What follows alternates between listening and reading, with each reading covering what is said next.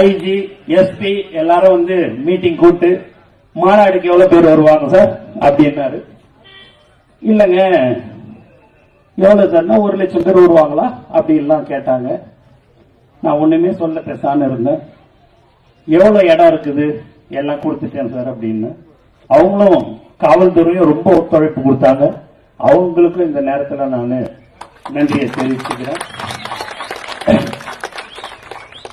பார்த்தா அப்படியே சொன்ன எல்லாத்தையும் கூட்டி மொத்தமே நீங்க பாத்தீங்கன்னா 97 ஏக்கர் வந்து இருக்குது.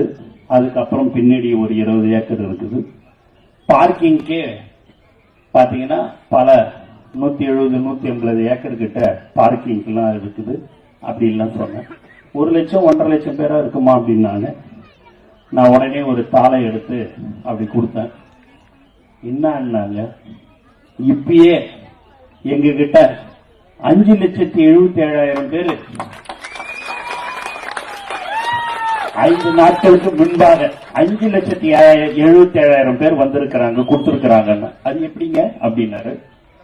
இந்த மாவட்டம் இந்த தொகுதியில இத்தனை வேனு இத்தனை பஸ் இத்தனை கார் அது எப்படி உங்களுக்கு தெரியும்?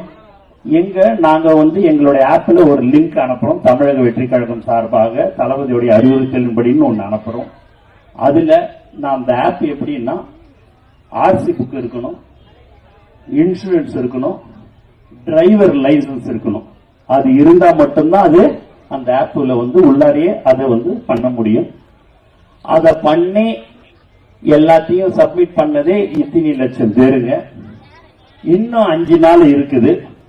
இது இல்லாம சில கார் ஓனர் பஸ்